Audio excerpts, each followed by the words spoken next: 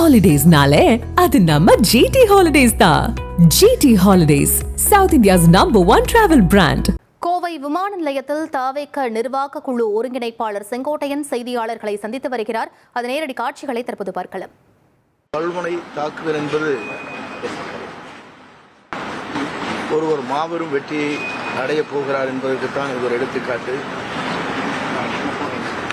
இதற்கு முன்னாலே எல்லோரும் நினைத்தார்கள் கூட்டணி இணைவார் என்று நினைத்தார்கள். நாமக்கல் நடைபெற்ற நிகழ்ச்சியில் பெரிய கட்சியுடைய கொடி பறக்குது, பிள்ளையார் சிலை போடப்பட்டதெல்லாம் பேசியது அவர்தான், நாங்கள் அல்ல. இன்றைக்கு நிலைமைகள் மாறுகிற போது ஒவ்வொருவரும் ஒவ்வொரு கருத்துக்களை சொல்கிறார்கள். உண்மையிலே ஒரு அனைத்து இந்திய அண்ணா திராவிட முன்னேற்ற கழகத்துடைய அமைச்சர்கள் ஐடிவியை பொறுத்தவரையிலும் எங்கே தாக்குதல் நடத்த வேண்டும் என்று சொன்னால் திமுகவின் மீதுதான் என்ன குற்றச்சாட்டுகள் இருக்கிறது என்பதை அவர்கள் வெளிப்படுத்த வேண்டுமே தவிர திமுகவுக்கு இவர்கள் பி டீமாக செயல்படுகிறார் என்பதற்கு இதுவே ஒரு எடுத்துக்காட்டு. எந்த புதிதாக உருவாக்கப்பட்டிருக்கிற ஒரு இயக்கத்தின் மீது குற்றச்சாட்டு சொல்வது என்பது ஒரு எதிர்க்கட்சியுடைய நடைமுறையில் இதுவரையிலும் இல்லாத ஒன்று.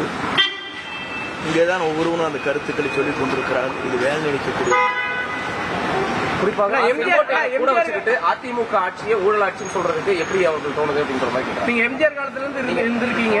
அதிமுக ஆட்சி காலத்துல கல்வி அமைச்சராக இருந்தவரை சொல்றாங்க. என்னை பொறுத்தவரையிலும் புரட்சித் தலைவரோடு புரட்சித் தலைவர் அம்மாவோடு பயணம் செய்தவன், சிறப்பான முறையில் ஆட்சியில் பங்கு கொண்டவன். என்னை அறிமுகப்படுத்தியதே அடையாளம் காட்டியதே அவர்கள்தான். என் மீது ஊழல் குற்றச்சாட்டு என்பதற்கு யாராவது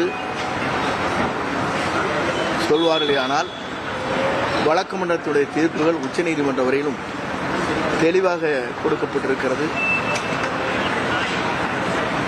இங்கே உயர்நீதிமன்றத்தில் எனக்கு விடுதலை செய்கிற போது ஒருவரை குற்றம் சாட்டுகிற போது அந்த குற்றச்சாட்டுகளை பொறுத்தவரையிலும் அவருடைய வாழ்க்கை 5 ஆண்டு காலம் அரசியல் வாழ்க்கை ஏற்பட்டிருக்கிற நிலைப்பாடுகளை நாங்கள் எண்ணி பார்க்கின்ற போது உண்மையிலேயே உயர்நீதிமன்றத்தினுடைய தீர்ப்பு எப்படி இருந்திருக்கிறது என்று சொன்னால் அவருடைய 5 ஆண்டு கால அரசியல் வாழ்க்கையில் பெரும் பின்னடைவை உருவாக்கி இருக்கிற நிலைத்தான் முந்தைய தீர்ப்பு இருக்கிறது என்று வழக்கு மன்றத்திலே கொடுக்கப்பட்டிருக்கிறது. ஆகவே நான் தூய்மையானவன் என்பதை உயர்நீதிமன்றமும் உச்சநீதிமன்றம் எனக்கு தீர்ப்பு வழங்கியிருக்கிறது. அரசியல் காழ்ப்புணர்ச்சியின் காரணமாக பல்வேறு வழக்குகள் தொடர்வது வழக்கம். அதன் அடிப்படையிலே தொடர்ந்தார்கள். அந்த வழக்கு அனைத்தும் நான் எந்த குற்றமும் செய்யவில்லை. கூடுதலாக போக்குவரத்து கழகத்தில் வருவாய் ஈட்டியிருக்கிறார் என்றுதான் அங்கே உயர்நீதிமன்றத்தில் தீர்ப்புகள் வழங்கப்பட்டிருக்கிறது. இந்த தீர்ப்பை பொறுத்தவரையிலும் உயர்நீதிமன்றத்தில் சொல்லப்பட்டிருக்கிற தீர்ப்பு அவருடைய எதிர்காலம் 5 ஆண்டு காலம் இந்த வழக்கின் மூலமாக அரசியல் பயணத்தை மேற்கொள்ளாத சூழ்நிலை ஏற்பட்டிருக்கிறது என்று உயர்நீதிமன்றத்தில் அந்த தீர்ப்பிலே வழங்கப்பட்டிருக்கிறது. ஆகவே அப்படிப்பட்ட நிலையிலே இருக்கின்ற போது இன்று என்னை பற்றி அவர்கள் சொல்வதற்கு எந்த நிலையும் இல்லை. அப்படி இருக்குமானால் என்ன குற்றச்சாட்டுகள் செய்திருக்கிறார் அது நிரூபணமாயிருக்கிறது என்பதை அவர் சொல்ல வேண்டும். அப்படி யாராவது இதுபோன்ற கருத்துக்கள் சொல்வார்களே ஆனால் அவர் மீது வழக்கு மன்றத்தின் மூலமாக வழக்குகள் தொடரப்படும்.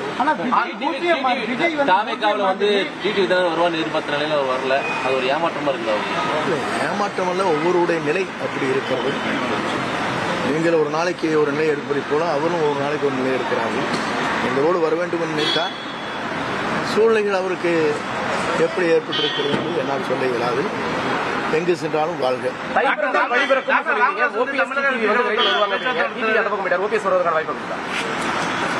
ஒவ்வொரு இடத்திலும் நம்ம சொல்லிட்டு போய் முடிச்சானதே டெல்லியிலேருந்து வந்துடுறாங்க. பிரச்சனை எங்களுக்கு தானே தெரியும். நான் சொல்லாமல் இருக்க வரைக்கும் நல்லது.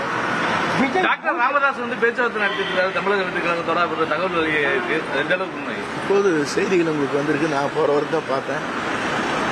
பேச்சு கொண்டிருக்கிறார் என்று செய்திகள் எனக்கு வந்திருக்கிறது. இப்போதுதான் உள்ளே நுழைகிற போது தான் அதை பார்த்து நல்லது நடக்கும். அவரோட எண் சேர்ந்தாதான் மதிப்பு அதிகமா இருக்கும். அரசியலுக்கு விஜய்க்கு அனுபவம் இல்லை அப்படின்னு சொல்றாங்க. ஒவ்வொருவரும் இதைத்தான் சொன்னார்கள். புரட்சித் தலைவர் எம்ஜிஆர் கழகத்தை துவங்கிய போது இதையே சொன்னார்கள். 100 நாட்கள் கூட அவருடைய படத்தை போல ஓடாது இந்த கட்சி என்றாலும் சொன்னார்கள். அவர் உயிருள்ளவரை அவர்தான் தமிழ்நாட்டுடைய முதலமைச்சராக இருந்தார். அமெரிக்காவிலே சிகிச்சை பெறுகிற போது கூட தமிழ்நாட்டு மக்கள் அவரை விரும்பி முதலமைச்சராக அரியணையில் அமர்த்தினார்கள். அதுதான் வரலாறு.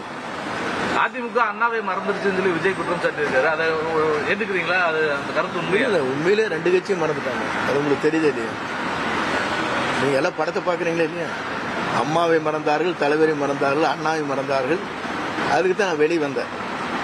ஒருத்தர் படம் போடாது, தங்க படம் சிங்கிளா போட்டு நடத்தினாங்க. வேடிக்கையில நீங்க பாத்தீங்களா இல்லையா?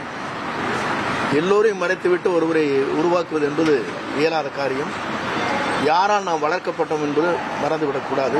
இன்னைக்கு பாக்கெட்ல படம் இருந்துட்டு இருக்கு. பாத்தீங்களா இல்லையா? இவங்க மாதிரிலாம் ஒரு இயக்கத்திற்கு போன உடனேயே இந்த இயக்கத்தில் எனக்கு ஜனநாயகம் இருக்கிறது. ஆகவே ஓடி டைம் வச்சுக்கோங்க. தாவேக நிர்வாக குழு ஒருங்கிணைப்பாளர் செங்கோட்டையன் செய்தியாளர்களை சந்தித்தார். அந்த காட்சிகளை நாம் பார்த்தோம். ஹாலிடேஸ்னாலே அது நம்ம GT ஹாலிடேஸ் தான். GT holidays, South India's #1 travel brand.